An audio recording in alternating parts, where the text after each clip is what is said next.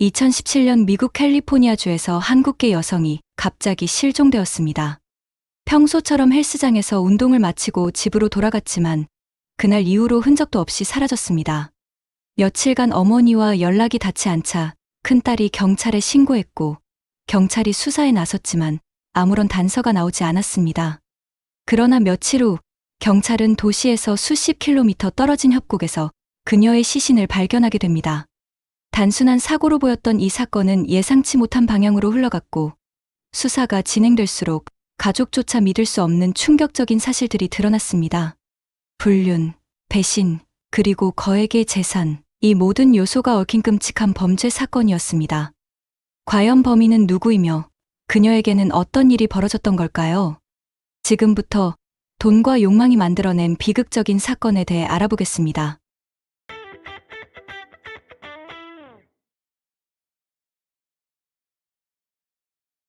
이 사건은 미국 캘리포니아주 홀리스터라는 작은 마을에서 발생하였습니다. 이 마을의 인구는 4만 명이 채 되지 않으며 평소 치안이 매우 좋은 조용하고 평화로운 곳이었습니다. 피해자인 지모는 바로 이 마을에서 살고 있었습니다. 한국에서 자란 지모는 성인이 된 후 병원에서 간호사로 근무하였습니다. 그리고 1992년 그녀는 지상님이라는 남성을 만나 연인 관계로 발전하였습니다. 두 사람은 동갑이었으며 서로 빠르게 가까워졌습니다. 2년 후인 1994년 두 사람은 결혼하였고 얼마 지나지 않아 두 딸을 출산하며 단란한 가정을 꾸렸습니다. 한국에서의 생활은 안정적이었지만 지모는 늘 미국에서 살아보는 것을 꿈꾸고 있었습니다. 결국 1999년 그녀의 오랜 바람이 이루어졌고 가족과 함께 미국으로 이민을 떠나게 되었습니다. 그 후 지모는 계속해서 캘리포니아주 홀리스터에서 거주하였습니다. 미국으로 이주한 후 그녀는 한 식당에서 일을 구해 레스토랑 웨이트리스로 일하기 시작하였습니다. 지모는 언제나 적극적이고 활기찬 태도로 일했으며 얼굴에는 늘 밝은 미소가 가득하였습니다. 덕분에 그녀는 빠르게 현지 생활에 적응하였고 동료들과 고객들과도 친밀한 관계를 맺으며 좋은 친구가 되었습니다. 두 딸 역시 미국 생활에 빠르게 적응하였으며 영어 이름으로 개명하였습니다. 지모는 매우 친절한 사람이었으며 주변에서 어려움을 겪는 사람들을 자주 도왔습니다. 덕분에 이웃들도 그녀를 무척 좋아하였습니다. 한 이웃은 인터뷰에서 이렇게 말하였습니다. 지모는 식당에서 몇 년 동안 일하다가 그만두고 직접 셀프 세탁소를 열었습니다. 그녀의 세탁소는 지역에서 큰 인기를 끌었고 많은 사람들이 찾는 곳이 되었습니다. 몇 년이 지나면서 지모 가족은 홀리스터의 고급 주택가로 이사하였습니다. 그녀 명의로 된 부동산도 여러 채가 늘어났으며 어느새 수천만 달러의 자산을 보유한 부유한 가정이 되었습니다. 그렇다면 그들은 어떻게 갑자기 부자가 된 것일까요? 공개된 자료에는 이에 대한 명확한 설명이 없었습니다. 일부 사람들은 그들이 복권에 당첨되었을 가능성을 제기하기도 하였습니다. 부유해진 이후 지모는 두 딸을 로스앤젤레스 최고의 사립학교에 진학시켰습니다. 그러나 그녀 자신의 삶은 크게 달라지지 않았습니다. 여전히 세탁소를 운영하며 성실하게 생활하였습니다. 모든 사람들이 부자가 되는 것을 꿈꾸지만 재산이 행운만을 가져다 주는 것은 아닙니다. 때때로 예기치 못한 불행을 초래하기도 합니다. 로스앤젤레스 경찰국은 한 소녀로부터 신고 전화를 받았습니다. 전화를 건 사람은 지모의 큰딸이었습니다. 로스앤젤레스 경찰은 사건 내용을 파악한 후 즉시 해당 사건을 홀리스터 경찰에 이관하였습니다. 홀리스터 경찰 소속 경찰관 2명이 지모의 저택을 방문하였습니다. 그러나 집에는 지모의 남편, 지상님 외에도 또 다른 여성이 있었습니다. 뜻밖의 인물의 등장에 경찰은 당황하였지만 지상님은 서둘러 해명을 하였습니다. 경찰은 그에게 몇 가지 질문을 던졌지만 지상님은 계속해서 일관된 답변을 하였습니다. 그러나 경찰은 그의 말을 쉽게 믿을 수 없었습니다. 지모가 한국으로 친정을 방문하러 갔다면 딸들에게 아무런 말도 하지 않았을 리가 없었기 때문입니다. 한편 큰딸은 경찰에게 중요한 단서를 제공하였습니다. 2017년 초부터 지모 부부는 이혼 문제로 갈등을 겪고 있었으며 그 이유는 지상님의 외도 때문이었습니다. 경찰은 저택 내부를 간단히 조사하였지만 특별한 이상 징후는 발견되지 않았습니다.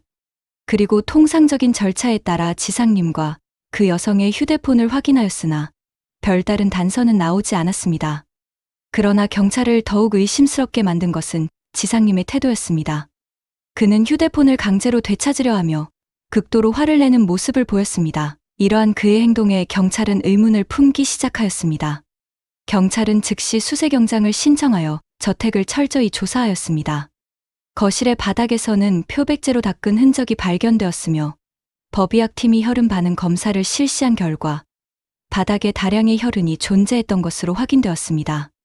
또한 수색견이 마당에서 불에 탄 흔적을 발견하였으며 경찰은 이를 정밀 분석하기 시작하였습니다. 경찰은 추가 조사 중 며칠 전 지상님이 자동차를 급하게 판매했다는 사실을 알아냈습니다. 이 차량은 1999년식 포드 차량으로 부부가 오랫동안 함께 사용했던 것이었습니다. 경찰은 즉시 차량 구매자를 찾아 연락하였습니다. 차량을 구매한 사람은 한 젊은 남성이었으며 그는 경찰의 질문에 협조하였습니다. 경찰은 해당 차량을 정밀 검사한 결과 혈흔 반응을 확인하였습니다. 지금까지의 정황상 지모가 이미 사망했을 가능성이 매우 높아 보였습니다. 경찰은 대규모 수색 작전을 개시하였으며 며칠 후 결정적인 단서를 발견하였습니다. 한 외딴 협곡 지역에서 수색견이 지모의 시신을 찾아낸 것입니다. 이곳은 사람의 왕래가 거의 없는 외진 장소였으며 발견 당시 지모는 속옷만 입은 채 엎드린 상태로 쓰러져 있었습니다. 경찰은 즉시 시신을 수습하여 병원으로 옮겼으며 부검 결과 그녀의 사망 원인이 밝혀졌습니다. 지모는 둔기에 의한 뇌 손상으로 사망하였으며 얼굴과 머리가 여러 차례 심하게 가격당한 흔적이 있었습니다. 또한 그녀의 몸 곳곳에서도 여러 개의 외상이 발견되었습니다. 경찰은 이제 이 끔찍한 사건의 진상을 밝히기 위해 본격적인 수사에 착수하였습니다.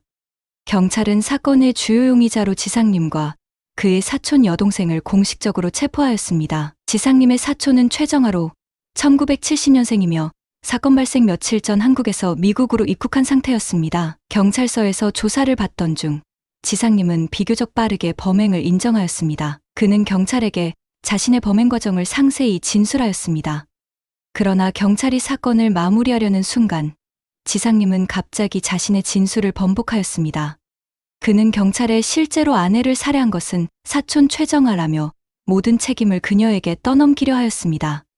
반면 최정아는 처음부터 계속해서 자신이 결백하다고 주장하였습니다. 그녀는 경찰에게 나는 이 사건과 아무런 관련이 없다. 나는 지모를 한 번도 본 적이 없다라고 단언하였습니다. 과연 두 사람 중 누가 거짓말을 하고 있는 것일까요? 혹은 두 사람 모두 거짓을 말하고 있는 것일까요? 경찰의 추가 수사를 통해 사건의 진실이 점차 밝혀지기 시작하였습니다. 먼저 경찰은 감시 카메라 영상을 분석하여 지모의 마지막 행적을 확인하였습니다. 4월 28일 밤 8시경 지모는 자택에서 약 4.8km 떨어진 헬스장에서 마지막으로 목격되었습니다. 그녀는 차량에 올라탄 후 헬스장을 떠나는 모습이 포착되었습니다. 한편 최정아의 입국 기록과 항공편 정보를 조사한 결과 그녀는 당일 오전 10시경 샌프란시스코 공항에 도착한 것이 확인되었습니다. 샌프란시스코에서 홀리스터까지는 약 2시간 거리였으며 최정아가 지상님과 함께 저녁 무렵 홀리스터로 돌아온 시점도 실제 이동 시간과 일치하였습니다. 경찰은 이제 남아있는 증거를 바탕으로 두 사람 중 누구의 말이 거짓인지를 가려내야 했습니다. 사건의 진실이 점점 드러나기 시작하고 있었습니다. 즉, 지모가 헬스장에서 집으로 돌아왔을 때 최정아는 이미 집에 있었습니다. 따라서 두 사람이 절대 서로 마주치지 않았을 리가 없습니다. 이 점에서 최정아는 거짓말을 한 것이 확실하였습니다. 그렇다면 정말 그녀가 지모를 살해한 진범일까요? 지상님과 최정아의 진술에서 공통적으로 언급된 것이 있었습니다. 바로 야구방망이였습니다. 경찰은 이 야구방망이가 범행 도구라고 확신하였지만 사건 발생 이후 끝내 방망이를 찾을 수 없었습니다. 이에 경찰은 최정아를 다시 신문하며 추가 단서를 확보하고자 하였습니다. 경찰은 최정아에게 이렇게 말하였습니다. 우리는 이미 사건과 관련된 중요한 증거를 확보했습니다. 이제 사실을 털어놓는 것이 당신에게 유리할 것입니다. 이 말을 듣자 최정아는 갑자기 긴장하는 기색을 보였습니다. 그녀는 잠시 고민하는 듯 하더니 천천히 입을 열었습니다. 그러나 그녀의 설명은 다소 억지스러운 부분이 많았습니다. 경찰이 보기에는 그녀가 스스로를 변호하려는 의도가 강한 이야기였습니다. 경찰이 추가 질문을 던지자 자신이 함정에 빠졌다는 것을 깨달은 최정아는 더 이상 명확한 답변을 내놓지 못하였습니다. 이제 경찰은 범행의 주범이 누구인지 밝혀야 하는 상황이었습니다. 지모의 부검 결과 그녀는 머리를 둔기로 강하게 가격당해 사망한 것으로 확인되었습니다.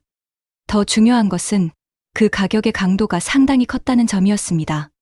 경찰은 이 정도의 힘으로 공격을 가할 수 있는 사람이 누구인지 분석하였으며 결론은 분명하였습니다. 최정아처럼 체구가 작은 여성은 이런 강한 타격을 가하기 어렵습니다. 즉, 실제 범행을 저지른 사람은 지상님일 가능성이 매우 높았습니다. 경찰은 이제 지상님이 사건의 주요 가해자라는 확신을 가지게 되었습니다. 며칠 후 지모의 한 친구가 경찰에 새로운 단서를 제공하였습니다. 그 친구는 경찰에게 몇 달 전 지모와 나누었던 대화를 떠올리며 중요한 내용을 전하였습니다. 앞서 언급한 대로 그는 외도 문제로 인해 부부싸움을 자주 하였으며 이혼을 준비하는 과정에 있었습니다. 하지만 단순한 갈등만으로 살인을 저질렀을까요? 수사가 진행될수록 경찰은 지모 부부의 관계에 대한 더 깊은 진실을 파악하게 되었습니다. 지모 가족은 한국에서 미국으로 이민 온 후 처음 몇 년 동안은 매우 성실하게 일하며 기반을 다졌습니다. 지모는 레스토랑에서 일하다가 이후 직접 셀프 세탁소를 창업하였고 지상님은 여러 곳에서 자비를 하며 생활을 이어갔습니다. 이들 부부가 한순간에 부자가 될 수 있는 상황은 아니었습니다. 그러나 어느 날 이 가족은 엄청난 재산을 손에 넣었고 홀리스터의 고급 주택가로 이사하며 여러 채의 부동산을 소유하게 되었습니다. 그들의 자산은 수천만 달러의 규모로 급증하였으며 이 시점부터 지상님의 태도가 급격히 변하기 시작하였습니다. 부자가 된 후 지상님은 더 이상 일을 하지 않았습니다. 그는 매일 아무것도 하지 않고 빈둥거리며 시간을 보냈고 점점 더 위험한 취미에 빠져들었습니다. 특히 그는 총기 수집에 집착하기 시작하였으며 그의 집에는 20여 정의 소총과 여러 자루의 권총이 보관되어 있었습니다. 이러한 남편의 변화에 지모는 큰 불안을 느꼈으며 이를 막기 위해 여러 차례 시도하였습니다. 그러나 그녀의 모든 노력은 실패로 돌아갔습니다. 지모는 점점 남편이 위험한 방향으로 변해가고 있음을 직감하였지만 그 변화가 결국 자신의 목숨을 위협할 것이라고는 상상하지 못하였습니다. 어느 순간부터 지모는 남편의 충격적인 비밀을 알게 되었습니다. 그녀가 발견한 사실은 도저히 용납할 수 없는 일이었고 분노를 참을 수 없었습니다. 지상님은 외도를 저지르고 있었습니다. 더 충격적인 것은 그의 외도 상대가 다름 아닌 사촌 여동생 최정아였다는 사실이었습니다. 지상님은 매일 몇 시간씩 방 안에서 최정아와 영상통화를 하였습니다. 심지어 그녀를 미국으로 초대하기 위해 비행기표까지 구매해 주었습니다. 그리고 결국 최정아는 한국에서 미국으로 건너왔으며 두 사람은 지모의 눈앞에서 거리낌 없이 부적절한 관계를 이어갔습니다. 이 모든 상황을 직접 목격한 지모는 더 이상 참을 수 없었습니다. 결국 지모는 지상님에게 이혼을 요구하였습니다. 하지만 재산 분배 문제에서 합의가 이루어지지 않았습니다. 지모는 남편이 외도를 저질렀으므로 그에게 재산을 줄 이유가 없다고 주장하였습니다. 반면 지상님은 자신이 최소한 재산의 절반 이상을 가져가야 한다고 요구하였습니다. 이 문제로 인해 두 사람은 격렬한 다툼을 벌였으며 갈등은 더욱 깊어졌습니다. 이 모든 정황을 종합해보면 지상님의 살인 동기는 재산 독점일 가능성이 매우 높았습니다. 그는 이혼 과정에서 불리한 입장에 놓이자 차라리 아내를 없애고 모든 재산을 차지하려는 계획을 세운 것이었습니다. 결국 지상님과 최정아는 지모를 무참히 살해하였습니다. 4월 28일 밤 지모가 헬스장에서 귀가한 직후 지상님과 최정아는 공모하여 그녀를 살해하였습니다. 이들은 시신을 외딴 협곡으로 가져가 유기하였으며 범행 후에는 아무 일도 없었던 듯 평소처럼 생활을 이어갔습니다. 놀랍게도 최정아는 지모가 운영하던 세탁소까지 차지하였으며 마치 본인이 주인인 것처럼 행동하였습니다. 또한 주변 사람들이 지모의 행방을 물을 때마다 두 사람은 뻔뻔하게 그녀는 한국에 친정을 방문하러 갔다고 거짓말을 하였습니다. 그러나 결국 이들의 악행은 법의 심판을 피할 수 없었습니다. 검찰은 지상님과 최정아를 정식 기소하였으며 법정에서 이들의 죄가 하나하나 밝혀졌습니다. 재판이 끝난 후 법원은 다음과 같은 판결을 내렸습니다. 지상님은 1급 살인죄가 인정되어 무기징역을 선고받았으며 25년 동안 가석방이 금지되었습니다. 또한 민사 재판에서도 패소하여 두 딸에게 각각 2천만 달러, 약 290억 원을 배상하라는 판결을 받았습니다. 그리고 아내의 재산을 상속받을 권리도 완전히 박탈되었습니다. 최정아는 살인 공범으로 인정되어 11년형을 선고받았습니다. 그녀는 항소하지 않겠다는 입장을 밝혔으며 결국 형을 받아들이게 되었습니다. 결국 지상님은 아내의 재산을 독차지하려다 모든 것을 잃었으며 최정아 역시 자신의 탐욕 때문에 인생을 망쳤습니다. 욕망이란 끝을 알 수 없는 길과 같습니다. 자칫 잘못된 방향으로 나아가면 돌아올 수 없는 비극을 맞이하게 됩니다. 돈과 권력은 많은 것을 가능하게 하지만 그것만을 좇는 순간 가장 소중한 것들을 잃게 됩니다. 우리는 과연 무엇을 위해 살아가고 있는지 한 번쯤 돌아볼 필요가 있습니다. 지모 씨가 저 하늘에서 부디 평온한 안식을 누리기를 바랍니다. 한때 중국 연예계와 금융계를 동시에 장악했던 자오웨이. 그녀의 화려했던 성공 신화는 한순간에 무너져 내렸습니다. 2021년 그녀는 모든 작품에서 이름이 삭제되고 이유도 설명도 없었습니다. 그리고 2024년 12월 말 그녀는 조용히 이혼을 공식 발표했습니다. 한동안 대중의 시야에서 사라졌던 그녀가 다시 주목받고 있습니다. 최근 그녀의 전 남편 황유룡이 11억 2천만 홍콩달러, 약 1,900억 원 채무 소송에 휘말렸습니다. 그리고 사람들은 의심하기 시작했습니다. 자오웨이의 사업은 정말 그와 무관한 걸까요? 한 시대를 풍미했던 그녀, 대체 무슨 일이 있었던 걸까요? 조이는 1976년 3월 안우이성 우우시에서 태어났으며 아버지는 엔지니어, 어머니는 초등학교 교사였습니다. 중학교 졸업 후 교사의 권유로 우우 사범학교에 입학해 유치원 교사 과정을 공부했으나 재학 중 음악, 미술, 체육을 배우고 학교 무용단에 참여했습니다.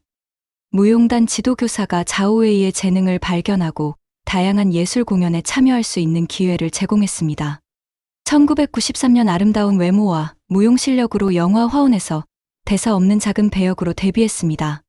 1994년 우우시 춘절연한 만회에서 티베트 춤을 선보였으며 같은 해 졸업 후 학교에서 배정한 체육교사직을 포기하고 상하이로 가서 셰진 감독이 설립한 스타학교의 첫 번째 기수로 입학했습니다. 1년간 수업을 받은 후 졸업 작품으로 중국 최초의 여성 교도소를 배경으로 한 셰진 감독의 영화 여아곡에서 두 번째 주연을 맡으며 배우 활동을 시작했습니다.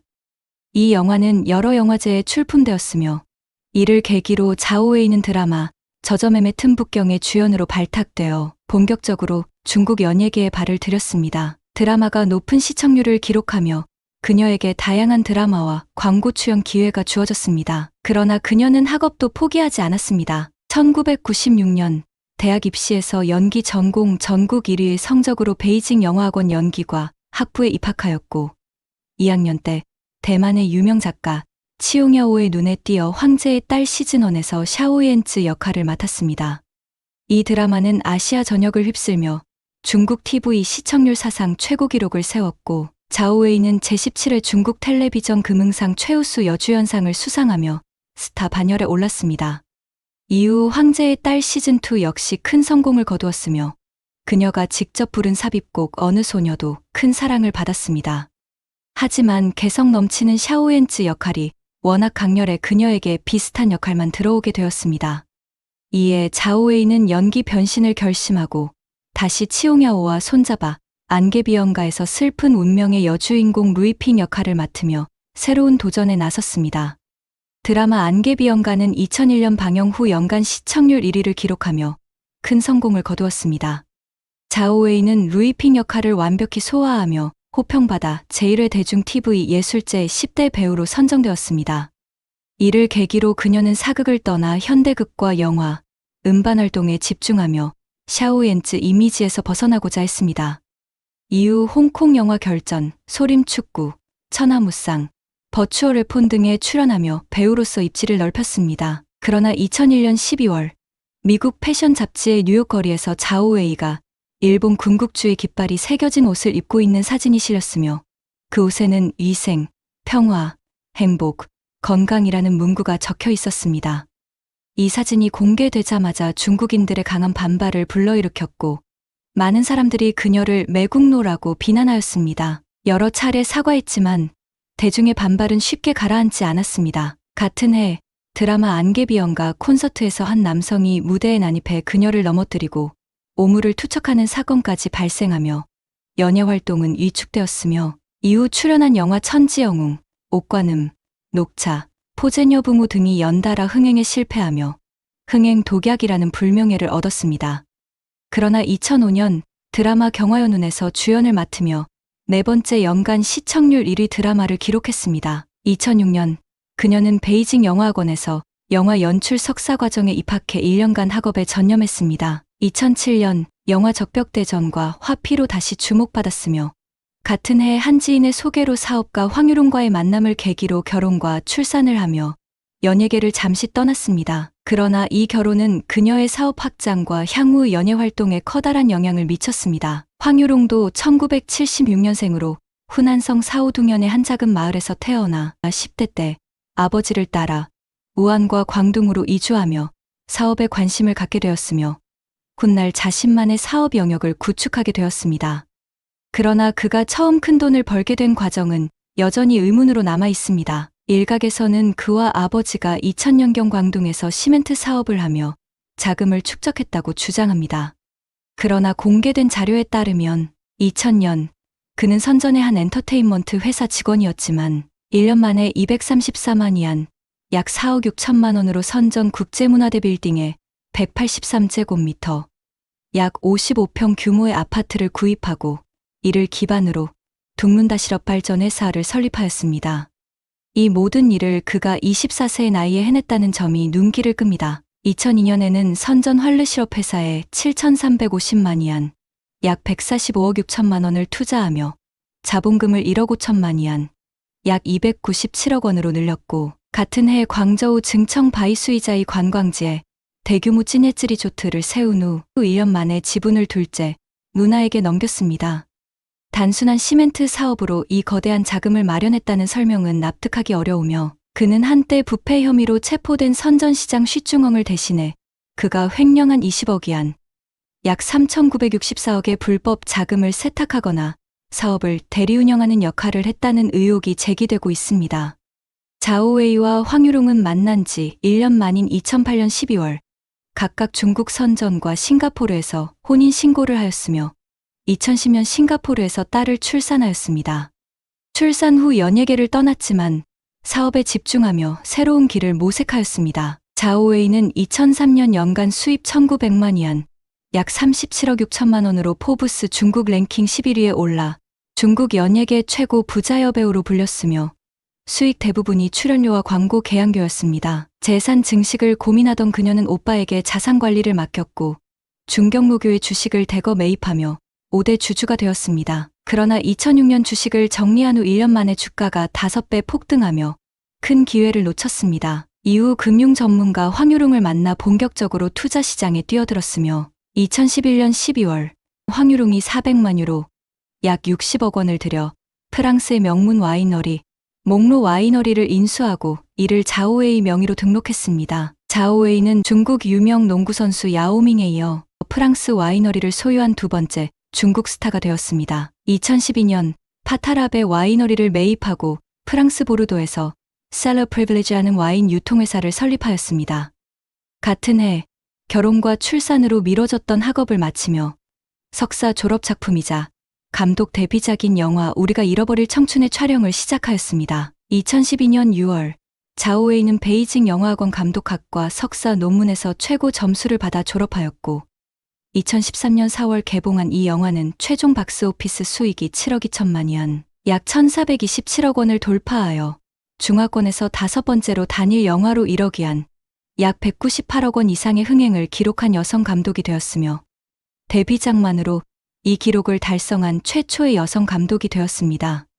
2014년 그녀와 황유룡은 알리바바 픽처스 지분 9.18%인 31억 홍콩달러, 약 5,732억 원을 매입하며 제2대 주주가 되어 화제를 모았습니다. 또한 상장사인 탕더영화와 션광의 주식을 사들이며 주요 주주가 되었고 그녀가 투자한 기업들은 영화, 문화엔터테인먼트, 투자, IT, 부동산 등 다양한 산업을 포함하며 정점에 이를 정도로 성장하였습니다. 2015년 11월 중국 창이홀딩스와 투자 계약을 체결하고 주당 0.39홍콩달러, 약 72원, 총 2,106만 홍콩달러, 약 39억 원을 투자하여 5,400만 주를 매입하였습니다. 11월 18일 해당 기업이 홍콩 증권거래소에 상장되었으며 주가는 0.4홍콩달러, 약 74원에서 장중 4홍콩달러, 약 739원까지 급등하며 하루 만에 925.64%의 상승률을 기록하였습니다. 자오웨이는 중국 창이홀딩스 지분 4.5%를 보유하며 1억 9천만 홍콩달러, 약 351억 원을 벌어들였습니다. 2016년 2월 그녀와 황유룡은 부부로서 처음으로 푸른글로벌 부호리스트에 이름을 올렸으며 순자산 10억 달러, 약 1조 4,300억 원으로 세계 1964위에 올랐습니다. 같은 해 11월 자오웨이는 시장룽웨이 문화미디어를 설립하고 95% 지분을 보유하며 실질적인 최대 주주가 되었습니다. 12월 룽웨이 미디어는 완자문화의 29.135% 지분을 30억 5,900만 위안, 약 6,066억 원에 인수하며 대규모 투자를 감행했습니다.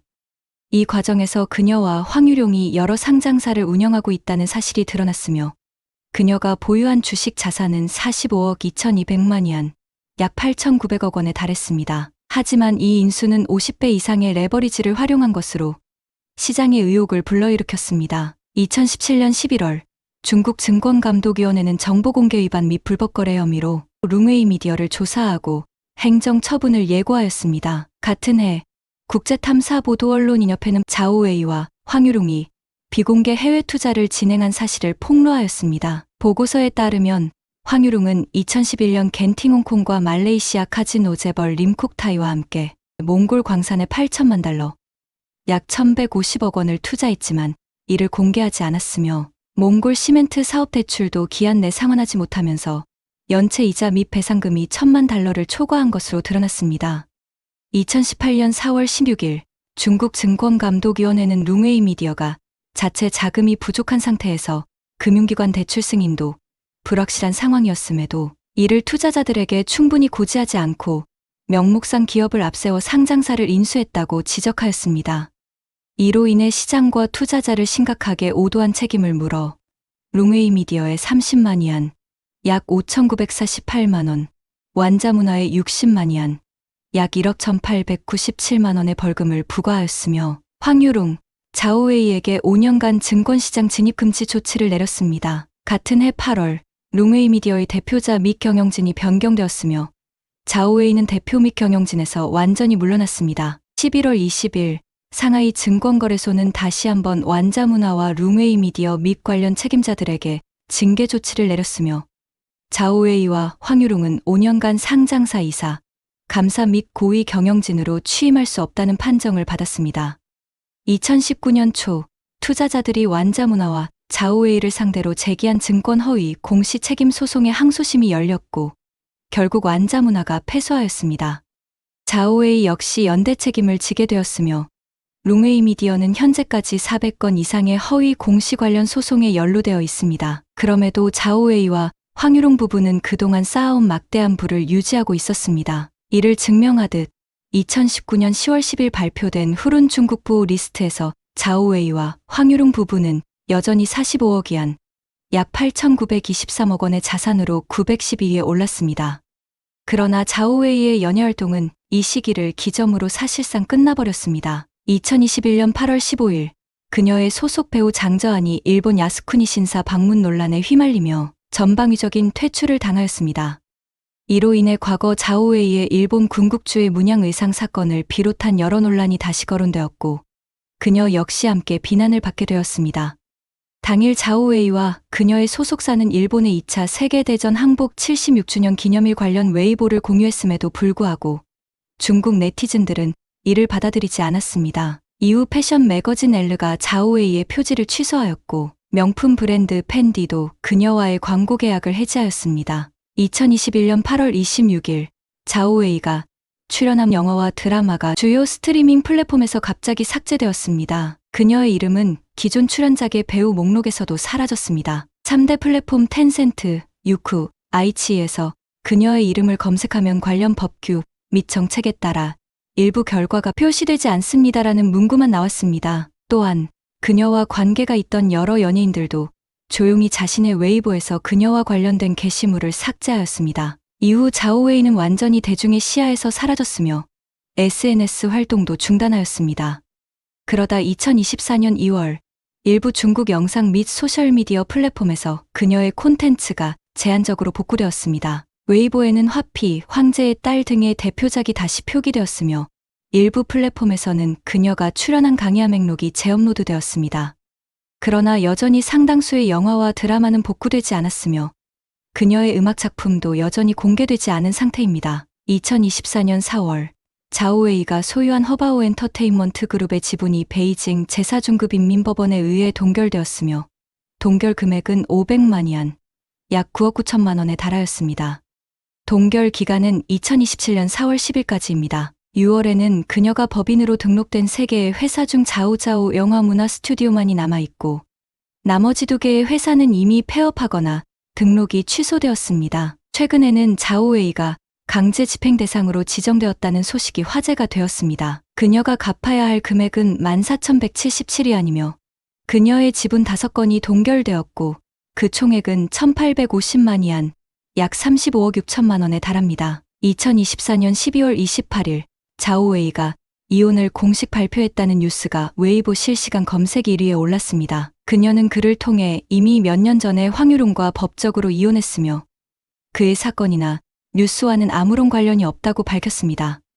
또한 대중과 언론이 더 이상 그녀를 황유룡과 연결하지 않기를 요청하였습니다. 하지만 그녀가 왜 이제야 이혼을 발표했는지에 대한 의문이 제기되었으며 많은 네티즌들은 최근 황유룡의 막대한 채무 문제와 관련이 있을 것이라 추측하였습니다. 언론 보도에 따르면 황유룡은 2023년 홍콩의 고급 주택 임대료 280만 홍콩달러, 약 5억 1,700만 원을 연체한 데 이어 한 벤처 캐피털 회사로부터 7억 5,300만 홍콩달러, 약 1,392억 원을 빌렸지만 상환하지 않아 현재까지 연체 이자 포함 11억 2천만 홍콩달러, 약 2,071억 원의 채무가 발생한 상태입니다. 이로 인해 그가 법적 소송에 휘말렸다는 소식도 전해졌습니다. 자오웨이가 공식적으로 이혼을 발표했지만 대중은 여전히 그녀와 황유룡의 복잡한 사업적 연결고리를 의심하고 있습니다. 과연 이번 발표가 그녀를 논란에서 완전히 벗어나게 해줄지 아니면 또 다른 의혹을 불러일으킬지 그녀의 미래는 아직 불투명합니다. 2024년 2월 19일 호주 시드니에서 한국계 이민자 일가족 살인 사건이 발생했습니다. 한인 부부와 외동아들이 같은 날 모두 참혹하게 목숨을 잃었습니다. 경찰이 수사를 진행하면서 곧 한 태권도 관장을 용의자로 지목했습니다. 그러나 태권도 관장 유광경은 학부모들 사이에서 친절하고 성실한 좋은 지도자로 알려졌으며 인근 학교나 지자체 측 자료에도 이 학원에서 운영하는 프로그램들이 언급된 바 있을 정도로 인지도가 있었습니다. 그래서 한때 원생이 수백 명에 이르고 현지인 사범을 둔 적도 있을 정도로 번창하였습니다. 도장 건물도 과거 인테리어 업체가 통째로 쇼룸으로 사용했을 정도로 제법 큰 공간입니다. 또한 한국의 태권도 학원과 비슷하게 학생 픽업 서비스도 하고 격투기 수업 이외의 놀이도 하는 등 다양한 형태의 수업을 했던 것으로 보입니다. 많은 사람들은 겉으로 보기에 점잖고 성공한 인물처럼 보였던 유광경이 거짓말로 자신의 삶을 포장한 사기꾼이었다는 사실을 믿을 수 없다는 반응을 보였습니다. 그렇다면 유광경은 대체 왜 태권도장 원생 가족일까를 이렇게 잔인하게 몰살한 것일까요? 그의 범행 동기는 무엇일까요? 피해자인 39세 스티브는 1985년 한국에서 태어났으며 그는 어린 시절 부모를 따라 호주로 이주해 현지 시민권을 취득했으며 뉴사우스웨일스주에서 성장했습니다. 2003년 스티브는 펜넌트힐스 고등학교를 졸업한 후 뉴사우스웨일스 대학교에 진학하여 2008년 건축 및 물리경영학사 학위를 취득했습니다. 이후 같은 해 2월 한 건설회사에 입사하여 견적 담당 인턴으로 근무했으며 1년간 실무 경험을 쌓은 뒤 피어몬트에 위치한 조프건설 회사로 이직했습니다. 뛰어난 업무 능력을 인정받아 2011년에는 수석 견적 담당자로 승진했습니다. 이후 여러 회사를 거쳐 2016년에는 리처드 크룩스 건설 회사에 합류하여 수석 견적 담당자로 근무하며 연봉 25만 호주 달러, 한화 약 2억 3천만 원을 받는 중산층으로 자리 잡았습니다. 스티븐의 아내 조민 역시 그와 마찬가지로 호주에 거주하는 한인이었으며 스티븐보다 2살 연상이었습니다. 그녀는 여러 기업에서 일한 경험이 있는 고학력자로 알려져 있었습니다. 두 사람은 원만한 관계를 유지하며 2016년 시드니 북서부 벨라 비스타 와킨스 로드에 위치한 타운하우스를 공동 구매했고 이듬해 외동아들 벤자민을 얻었습니다.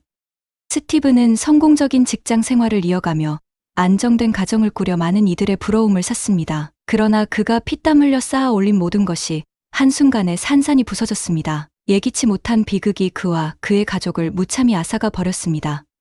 2024년 2월 20일 오전 10시 스티븐의 동료는 출근 시간이 한참 지났음에도 그와 연락이 닿지 않자 걱정스러운 마음에 그의 집을 찾아갔습니다. 그러나 동료가 본 광경은 충격적이었습니다. 스티븐은 온몸이 피범벅이 된 채 주방 바닥에 쓰러져 있었습니다. 15분 후 경찰은 신고를 받고 사건 현장인 샤토짐 지역의 주택으로 출동했습니다. 조사 결과 스티븐의 몸에는 여러 군데 자상이 발견되었으며 이미 사망한 지 상당한 시간이 지난 상태였습니다. 의료진이 도착했으나 병원으로 이송할 필요조차 없었습니다. 또한 경찰은 스티븐의 시신에 이미 사후 반점이 형성된 점과 주방 조리대 위에 일부 손질된 식재료가 남아 있는 것을 확인했습니다. 이를 통해 경찰은 스티븐이 저녁 식사를 준비하던 중 정체불명의 범인이 침입하여 공격을 가했을 가능성이 크다고 판단했습니다. 사망 시간은 최소 10시간 이상 경과한 것으로 추정되며 스티븐이 습격당한 시간은 전날 오후 7시에서 11시 사이로 보였습니다. 그러나 스티븐의 집에서 도난당한 물품이 없었던 점을 고려했을 때 경찰은 이번 사건이 단순 강도가 아닌 표적 범죄일 가능성이 높다고 보았습니다. 원한 관계에 의한 범죄일 수도 있었으나 구체적인 범행 동기는 아직 밝혀지지 않았습니다. 경찰은 이웃 주민들을 대상으로 탐문 수사를 진행했으나 주민들은 전날 밤 별다른 이상한 낌새를 느끼지 못했다고 진술했습니다. 또한 해당 지역은 평소 매우 조용한 곳으로 이처럼 끔찍한 사건이 발생한 적이 한 번도 없었다고 했습니다. 특히 이웃들은 스티븐과 그의 아내가 유머 감각이 뛰어나고 친절한 성격을 가졌으며 아들을 끔찍이 아끼는 가정적인 사람들이었다고 증언했습니다. 이러한 점에서 경찰은 스티븐이 원한을 살 만한 인물이라는 사실을 쉽게 납득하지 못했습니다. 그러던 중 경찰은 스티븐의 사망 소식을 전하기 위해 그의 아내 조민에게 연락을 시도했지만 계속해서 연결되지 않았습니다. 그리고 불과 2시간 뒤 또 다른 충격적인 신고가 접수되었습니다. 오후 12시 30분 경찰은 북페러메타 지역에 위치한 태권도 무술 아카데미 근처의 한 골목에서 부부의 시신이 발견되었다는 신고를 받고 현장으로 출동했습니다. 현장에서 신원을 확인한 결과 숨진 두 사람은 7세 소년 벤자민과 41세 조민이었습니다. 벤자민은 윈스턴 힐스 공립초등학교의 2학년 학생이었으며 조민과 모자 관계였습니다. 무엇보다 경찰을 놀라게 한 사실은 조민이 바로 스티븐의 아내였다는 점이었습니다. 조사 결과 조민과 벤자민의 목에는 뚜렷한 졸린 흔적이 있었으며 이미 사후 반점이 형성된 상태였습니다. 경찰은 이 사건이 시민들에게 극심한 충격을 줄 것을 우려하여 범행 현장이 보이는 주요 거리의 창문을 검은색 플라스틱 시트로 가려 외부에서 보이지 않도록 조치했습니다. 초기 조사 결과 경찰은 이번 사건의 주요 용의자로 한 태권도 도장을 운영하는 49세 유광경을 지목했습니다. 유광경은 2월 20일 새벽 12시경 급하게 웨스트미드 병원을 찾아 치료를 요청했습니다. 당시 그는 온몸에 피를 뒤집어 쓴 상태였으며 가슴과 팔, 복부에 여러 차례 찔린 상처를 입어 긴급 봉합 수술이 필요한 상황이었습니다. 치료 과정에서 유광경은 의료진에게 슈퍼마켓 주차장에서 괴한에게 습격을 당했다고 설명했습니다. 그러나 의료진은 그의 상처를 살펴본 후 의문을 품었습니다. 상처의 형태가 단순한 습격이 아니라 격렬한 몸싸움 중에 생긴 것으로 보였기 때문입니다. 의료진은 이 점을 수상하게 여겨 즉시 경찰에 신고했고 경찰은 유광경을 체포하여 조사에 착수했습니다. 유광경은 독방에 수감된 상태에서 경찰의 감시 아래 치료를 받았습니다. 조사에 따르면 그는 한국계 호주 시민권자로 건장한 체격을 갖춘 인물이며 태권도 무술 아카데미의 대표이자 수석 지도자로 활동하고 있었습니다. 경제적으로도 비교적 안정된 생활을 하고 있었으며 2018년 연말 태권도 도장을 설립한 후 2019년 가족과 함께 북켈리빌의 독립형 주택으로 이사했습니다. 그의 도장에는 10명의 태권도 사범이 근무하고 있었으며 어린이와 청소년을 대상으로 수업을 진행하고 있었습니다. 학생 대부분은 약 160m 떨어진 세인트 모니카 초등학교에서 다니는 아이들이었으며 유광경은 도장 내에서 절대적인 존경을 받으며 라이언 마스터라는 호칭으로 불렸습니다. 그런데 이번 사건의 용의자인 유광경이 2월 19일 오후 6시 30분경 북페러메터 지역에서 흰색 BMW 차량을 운전하고 떠나는 것으로 확인되었습니다. 경찰이 차량 번호판을 조회한 결과 해당 차량은 피해자 조민 소유의 것이었습니다. 경찰 조사에 따르면 사건 발생 전날과 당일 오후 4시 이후로는 도장 내 학생과 지도자들이 모두 귀가한 상태였기에 사건을 직접 목격한 증인은 존재하지 않았습니다. 하지만 여러 정황을 종합한 결과 조민과 벤자민이 살해당한 시간은 2월 19일 오후 5시에서 6시 30분 사이로 추정되었습니다. 경찰은 유광경이 두 사람을 살해한 뒤 시신을 도장 근처의 골목으로 끌고 가 유기했을 가능성이 크다고 보고 있습니다. 그 후 그는 조민의 BMW 차량을 이용해 도장을 떠나 시드니 북서부 벨라 비스타 와킨스 로드에 위치한 스티븐의 집으로 향했습니다. 그곳에서 돌을 던져 창문을 깨고 침입한 후 저녁을 준비하던 스티븐과 몸싸움을 벌이다가 부상을 입은 것으로 보입니다. 물론 경찰은 유광경이 스스로 상처를 내어 범행을 은폐하려 했을 가능성도 배제하지 않고 있습니다. 기록에 따르면 유광경이 웨스트미드 병원을 찾은 시간은 2월 20일 새벽 12시였으며 그가 운영하는 태권도 무술 아카데미는 스티븐의 집에서 불과 10분 거리였습니다. 이에 따라 경찰은 스티븐이 습격당한 시간이 오후 6시 40분에서 11시 사이일 가능성이 크다고 추정하고 있습니다. 그러나 체포된 유광경은 경찰 조사에서 어떠한 진술도 하지 않고 완강히 침묵을 지키고 있습니다.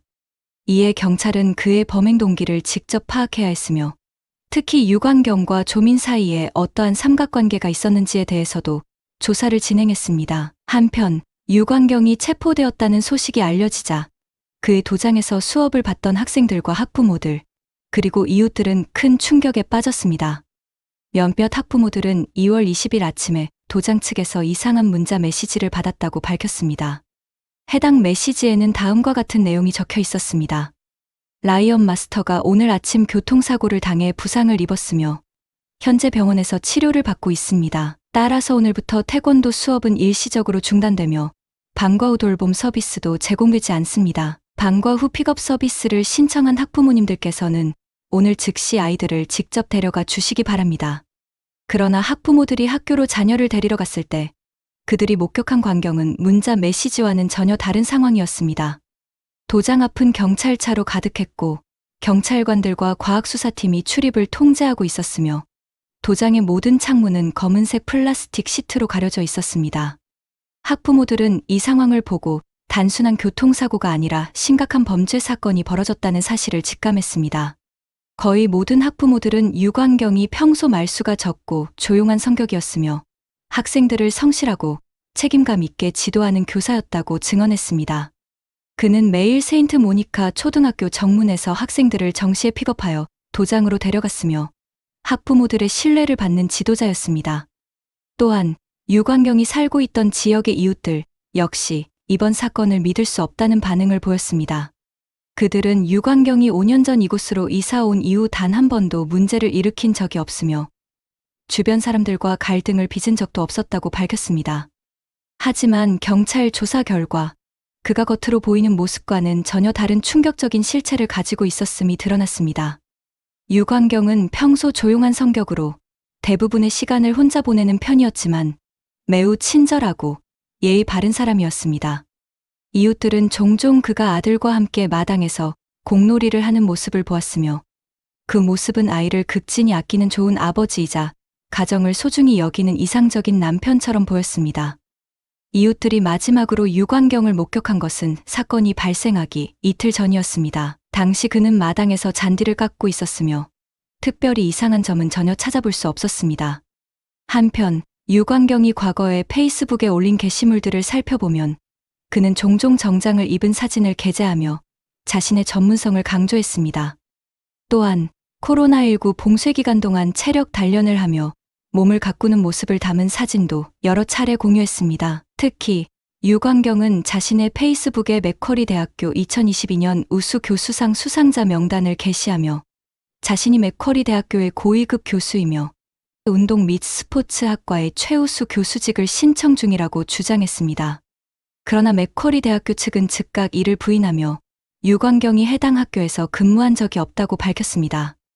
또한 학교 내에는 그가 말한 최우수 교수직이라는 직책 자체가 존재하지 않는다고 공식 발표했습니다.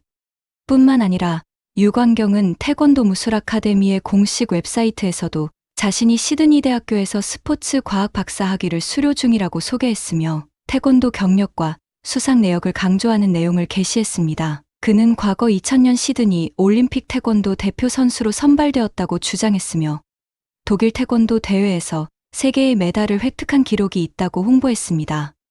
하지만 시드니 대학교 측은 유광경이 해당 학교에서 학생으로 등록된 기록이 전혀 없다고 공식 발표했으며 태권도 협회 또한 그의 주장에 대해 완전히 부정했습니다. 태권도 협회 관계자들은 그가 올림픽 대표로 선발된 적이 없으며 독일 대회에서 수상했다는 기록도 존재하지 않는다고 밝혔습니다. 결국 경찰 조사 결과 유광경이 주장한 모든 학력, 경력, 수상 내역은 모두 조작된 거짓 정보였던 것으로 드러났습니다. 유광경의 이력서에는 최종 학력이 고등학교 졸업으로 기재되어 있었습니다. 한 번은 지인에게 아내가 변호사라고 소개하며 사진을 보여주었는데 길에서 우연히 만났을 때 옆에 있던 사람은 유광경이 보여주었던 사진과 달랐습니다. 그래서 다가가 인사하고 물어보려 했지만 유광경은 모르는 사람이라고 하고 자리를 떴다고 합니다. 나중에 유광경을 만나서 물어보니 쌍둥이 동생이 있다고 했습니다. 그러나 실제로는 여동생만 한 명 있었습니다. 또한 과거 유광경을 고용했던 태권도 관장은 그를 악마라고 표현하며 남의 돈을 탐내는 손버릇, 학부모와의 갈등, 이성 문제 등으로 여러 차례 해고했었다고 밝혔습니다. 그러나 가족들의 부탁으로 다시 받아주었지만 그의 습관적인 거짓말은 고쳐지지 않았다고 합니다.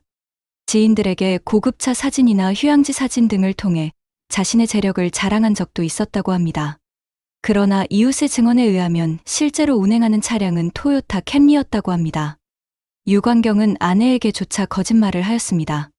자신이 로스쿨을 졸업한 회계 관련 변호사이며 부모는 재력가라고 속였습니다. 그러나 그의 부모는 저는 계모이기 때문에 아무 관계 없다. 15년 전부터 연락하지 않았다고 밝혔습니다. 사건 발생 후 그의 아내는 전화 연결이 되지 않고 있습니다. 2024년 2월 22일 유광경은 3건의 살인 혐의로 공식 기소되었습니다. 그는 병원에서 치료를 받고 있어 법정에 직접 출석하지 않았으며 그의 변호사가 페러메타 지방법원에서 열린 첫 공판에 대신 참석하였습니다. 그러나 변호인은 보석 신청을 하지 않았으며 혐의에 대한 어떠한 항변도 제기하지 않았습니다. 3월 5일 사건 소식을 듣고 급히 한국에서 입국한 피해자 측 친척들에 의해 피해자 가족의 장례식이 거행되었습니다. 비슷한 시기에 유광경의 응급치료가 끝나 구치소로 옮겨졌습니다.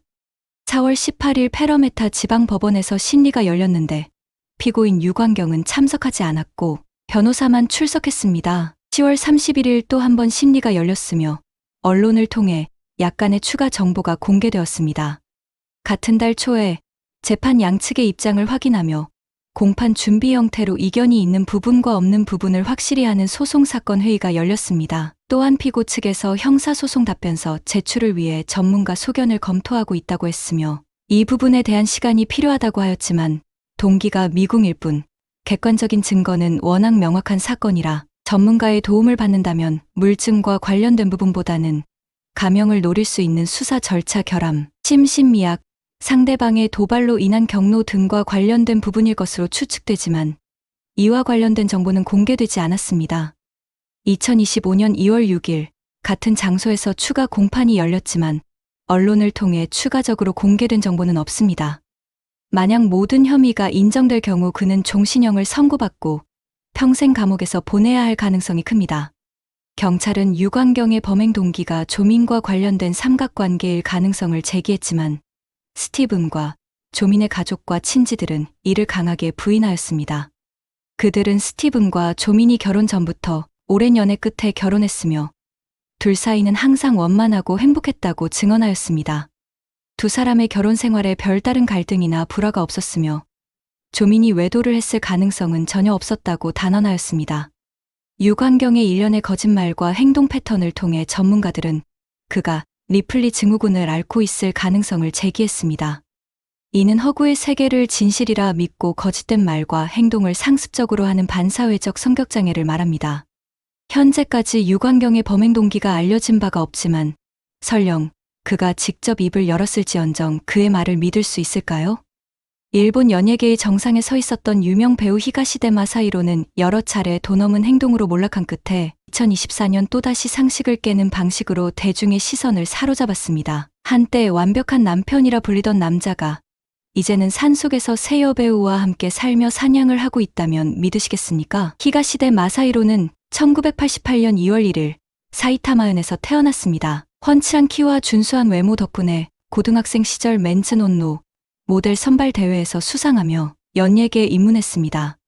2006년부터 2011년까지는 모델로 활동하다가 2012년 영화 키리시마가 동아리 활동 그만둔 데를 통해 배우로 데뷔하였고 제67회 마이니치 영화 콩쿠르와 일본 스포츠 신문상 신인상, 일본 아카데미상 신인 배우상을 수상하며 주목을 받았습니다. 이후 2013년에는 아침 드라마 잘 먹었습니다와 해녀에 연달아 출연하며 입지를 다졌고 이례적으로 한 해에 두 작품에 출연한 그는 오리콘 선정 2013년 가장 떠오른 남자 배우 4위에 오르며 스타로 자리매김했습니다. 이후에는 크로우즈 익스플로드라는 인기 시리즈 영화의 주연으로 발탁되었고 칸 영화제 최연소 남우주연상을 받은 야기라 유야와도 함께 작업했습니다. 2018년에는 나가사와 마사미와 함께한 드라마 컨피던스맨 JP가 큰 인기를 끌었으며 2017년 카라타 에리카와 함께한 영화 아사코는 칸 영화제 본선 경쟁 부문에 초청되는 영예를 안았습니다. 연기 활동과 더불어 사생활도 주목을 받았습니다. 잘 먹었습니다에서 호흡을 맞춘 배우 안과 실제로 연인 관계로 발전했고 2015년 결혼했습니다. 두 사람은 모델 출신이라는 공통점과 역사에 대한 깊은 관심으로 잘 어울리는 커플로 여겨졌습니다. 결혼 후 쌍둥이 딸과 아들을 낳으며 단란한 가정을 이루는 듯했지만 이후 일련의 사건으로 모든 것을 잃게 되었습니다. 두 사람은 방송에서도 자주 다정한 모습을 보이며 일본 내 완벽 부부 순위에 자주 오르곤 했습니다. 히가시데 마사히로 역시 완벽한 남편, 완벽한 아빠 이미지로 많은 대중의 사랑을 받았습니다. 하지만 그 모든 달콤한 모습은 결국 허상이었습니다.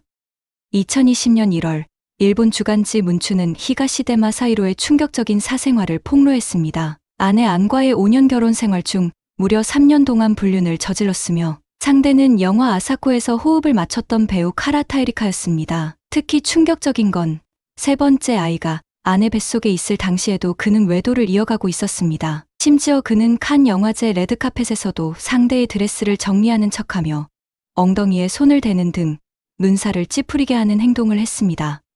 문춘 보도 이후 3월 히가시데 마사히로는 기자회견을 열고 매일 아내와 아이들에게 미안하다며 사과했지만 카라타를 사랑하느냐, 안을 사랑하느냐는 질문에는 말하면 아내에게 상처를 줄 수 있어 대답할 수 없다고 답해 사실상 본심을 드러냈습니다. 이 답변으로 그는 하루아침에 좋은 남편의 이미지를 완전히 잃었고 대중의 지탄을 받았습니다. 안 역시 같은 해 2월 행사 후 기자들의 질문에 잘 생각해보겠다며 어린 아이들이 있으니 집 앞에서의 취재는 삼가달라고 말했습니다. 미소를 지었지만 결혼 반지는 끼고 있지 않았고 그 모습이 더 많은 이들의 안타까움을 자아냈습니다. 사실 아내 원가정 역시 평탄치 않았습니다.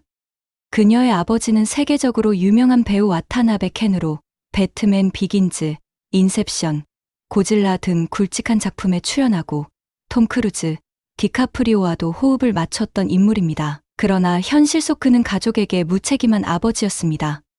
아내 어머니와 이혼할 당시 아내가 사이비 종교에 빠져 가세가 기울었다고 주장했고 반대로 아내는 와타나베가 수차례 외도를 저질렀다고 맞섰습니다. 이혼 직후 그는 곧바로 재혼했고 첫 번째 가정과 자녀들에 대해서는 철저히 외면했습니다. 당시 아는 겨우 15세였고 오빠의 학비를 위해 학업을 포기하고 모델 일을 시작해야 했습니다. 세계적인 배우의 딸임에도 생활고에 시달리며 학비조차 감당할 수 없었던 현실은 안타까운 일이었습니다. 이후 그녀는 유명한 아버지에 대해 언급하지 않았고 성도 와타나베가 아닌 예명을 사용하며 자신의 힘으로 인정받기 위해 노력했습니다.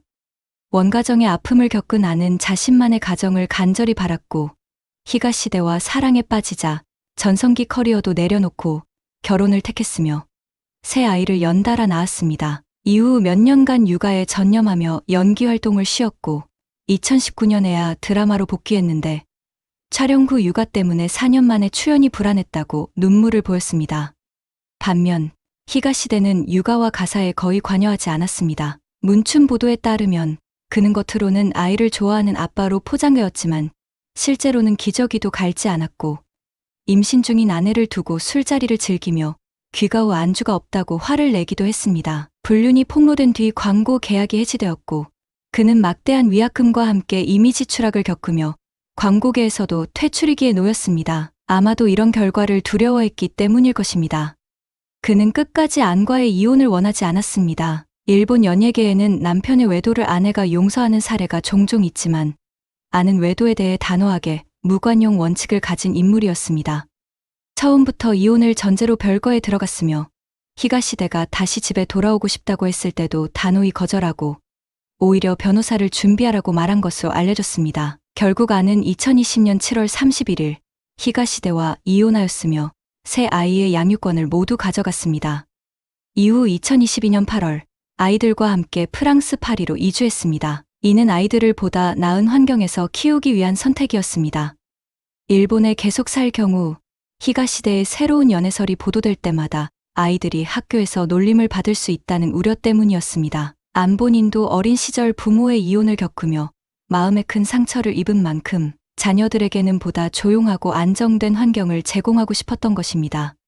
현재 아는 유튜브 채널을 통해 프랑스에서의 일상을 공유하고 있으며 저녁이면 생강을 따라 산책하고 아이들과 함께 지역 행사를 적극적으로 참여하는 모습을 보여주고 있습니다. 언제나 긍정적이고 밝은 모습을 보이지만 새아이를 혼자 돌보는 것은 분명 쉬운 일이 아닐 것입니다. 다시 히가시대 이야기로 돌아가면 많은 이들이 그가 이대로 연예계를 떠나길 바랐지만 일본은 여전히 남성 연예인의 외도에 관대한 분위기를 보이고 있습니다. 이전의 스캔들로 이미지에 큰 타격을 입었음에도 불구하고 소속사의 전략과 주변 상황에 힘입어 그는 다시 활동을 시작하게 되었습니다. 심지어 출연 제한도 더 늘었다는 이야기가 나옵니다. 과거에는 주연만 맡았던 그였지만 스캔들 이후에는 조연도 마다하지 않게 되면서 출연 장벽이 낮아졌고 이로 인해 더 많은 작품의 얼굴을 비출 수 있게 된 것입니다. 결정적인 전환점은 6월 11일 문춘이 개그맨 와타베켄의 초대형 불륜 스캔들을 보도하면서였습니다. 워낙 충격적인 내용의 히가시대는 상대적으로 소소한 인물로 보이게 되었고 여론의 시선도 조금은 누그러졌습니다. 그러나 아무리 환경이 나아졌다고 해도 히가시대 스스로의 태도가 변하지 않으면 아무 소용이 없습니다. 그는 인터뷰에서 제3자를 더 사랑하는 듯한 뉘앙스를 내비쳤고 아이들에 대한 책임도 회피하며 수입이 줄었다는 이유로 자녀 한 명당 한 달에 고작만 한화 약 9만 원 정도만 양육비로 보내겠다고 밝혔습니다. 게다가 외도 관련 손해배상도 일부만 책임지겠다는 입장을 고수했습니다. 그동안 그를 감싸주던 소속사 역시 끝내 분노를 참지 못하고 그와의 전속 계약을 해지했습니다. 일본 연예계에서 소속사는 연예인 활동의 핵심 기반이기 때문에 이를 잃는다는 것은 사실상 배우로서의 생명줄을 놓는 것과 다름없습니다. 하지만 놀랍게도 히가시대 마사히로는 또 한 번 충격적인 방식으로 대중 앞에 모습을 드러냈습니다. 2022년부터 그는 자신을 다시 홍보할 새로운 방향을 찾았고 다양한 방송 프로그램에 자주 출연하기 시작했습니다. 그는 수협 자격증을 취득한 뒤 산속으로 들어가 은둔 생활을 시작했고 배우 겸 사냥꾼이라는 새로운 정체성을 내세우며 활동을 이어갔습니다. 직접 잡은 멧돼지 고기를 먹고 자신이 심은 채소를 먹으며 나무를 직접 베어 밥을 짓는 삶을 살고 있다고 밝혔고 철제 오두막에서 지낸다는 이야기를 잡지 기고문으로 연재하기도 했습니다. 한 달 생활비는 25,000엔, 한화 약 24만 원 정도라고 밝혔습니다. 아이 한 명당 월 10,000엔씩 양육비를 보내는 것에 비하면 본인에게는 꽤 후한 셈입니다. 심지어 그는 1년간의 사냥 생활을 다큐멘터리 영화로 제작해 2월 일본 극장에서 개봉하기도 했습니다. 2024년 1월 9일 한 일본 방송국 아침 프로그램이 그의 거처인 깊은 산속을 찾아가 인터뷰를 진행했고 히가시대의 충격적인 근황이 공개되었습니다. 그가 무려 3명의 젊은 여배우와 함께 산속에서 자급자족 생활을 하고 있었던 것입니다. 함께 지내는 여성들은 25세 마츠모토 카렌, 28세 카라스모리 마도, 30세 사이토 나리였습니다. 제작진이 카라스모리에게 히가시대와의 관계를 묻자 그녀는 우리는 선배와 후배 사이고 그는 배우이자 베테랑 사냥꾼이기도 해요라고 답했습니다. 이들 여성은 히가시대와 드라마를 함께하며 알게 되었고 처음에는 잠시 들른다는 마음으로 왔다가 함께 살기로 했다고 설명했습니다. 제작진은 남자 1명에 여자 3명이라는 이 독특한 동거 형태가 방송 후 논란이 될까 우려했지만 히가시대는 사람들이 뭐라고 하든 상관없다. 우리는 인간으로서 서로 끌려 함께 사는 것뿐이다. 난 더 이상 스캔들을 두려워하지 않는다. 왜 인간답게 존엄하게 살 수 없는가 라고 말했습니다.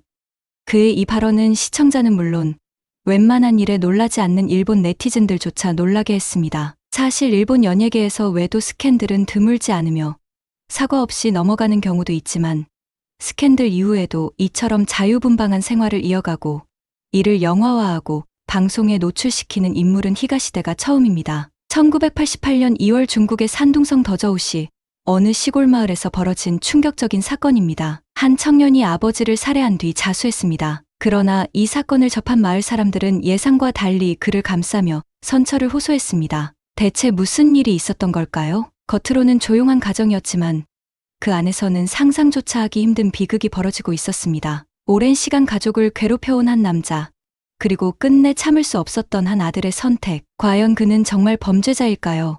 아니면 피할 수 없는 운명 속에서 최후의 결단을 내린 피해자일까요? 이 기막힌 사건의 전말을 지금부터 알아보겠습니다. 1998년 2월 4일 밤 9시 25세의 농민공 리징펑은 술에 취한 채 집으로 돌아왔습니다.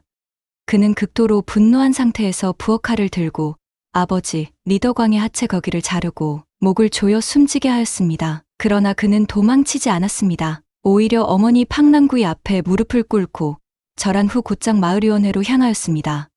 마을위원회에서 마을 당서기에게 사건을 설명한 뒤 직접 일일령에 신고하여 경찰에 자수하였습니다. 그러나 경찰이 도착한 현장은 예상과 달랐습니다. 마을 주민들은 경찰차를 둘러싸고 리징펑을 감싸며 한 목소리로 외쳤습니다. 리징펑은 죄인이 아닙니다. 그는 우리를 위해 정의를 실현한 것입니다. 부디 선처해 주십시오. 경찰은 주민들을 진정시키고 사건을 조사하였으며 곧 충격적인 사실이 밝혀졌습니다. 1997년 말 텐진에서 일하던 리징펑은 약혼녀 왕슈핑과 함께 고향을 방문하였습니다. 결혼을 앞두고 가족과 상의하려 했던 그는 믿을 수 없는 진실과 마주하였습니다. 그가 떠난 2년 동안 리더광은 가족에게 심각한 해를 끼치며 두 딸을 학대하였습니다. 큰 딸에게 원치 않는 임신을 겪게 했으며 작은 딸에게도 불법적인 관계로 돈을 벌어오도록 강요하였습니다. 두 여동생의 참혹한 사연을 들은 리징펑은 분노로 몸을 떨었습니다. 더 이상 참을 수 없었던 그는 결국 아버지를 직접 처단하기로 하였습니다. 리징펑은 분노에 차 술잔을 바닥에 내던지고 두 여동생을 위해 반드시 아버지에게 죗값을 치르게 하겠다고 결심하며 집으로 향했습니다. 그러나 문을 열자마자 예상과 다른 정적이 흘렀습니다. 아직 밤 9시밖에 되지 않았는데 집 안은 깜깜했습니다. 불길한 예감이 스쳤습니다. 그는 창가에 다가가 귀를 기울였고 안에서 왕슈핑의 흐느낌과 신음소리가 희미하게 들려왔습니다. 가슴이 철렁 내려앉은 리징펑은 곧장 문을 걷어차고 방으로 뛰어들었습니다. 그리고 눈앞에 펼쳐진 광경이 마지막 이성마저 무너뜨렸습니다. 리더광이 그의 약혼녀 왕슈핑을 강제로 짓누르고 있었고 그녀는 찢어진 옷을 걸친 채 필사적으로 몸부림치며 울고 있었습니다. 방 한쪽에는 어머니 팡랑구이는 침대 기둥에 묶인 채 온몸에 학대의 흔적이 가득했습니다. 리징펑이 들이닥치자 리더광은 순간 당황한 기색을 보였지만 그는 이미 분노로 이성을 잃은 상태였습니다.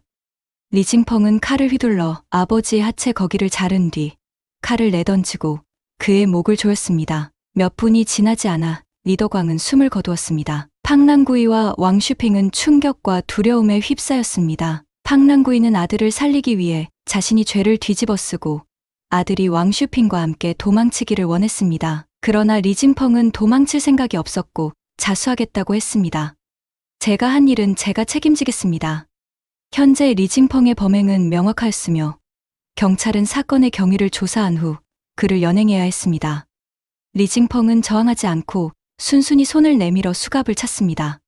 그러나 경찰은 사건의 배경을 철저히 파악하기 위해 리징펑과 리더광의 과거를 조사하였습니다.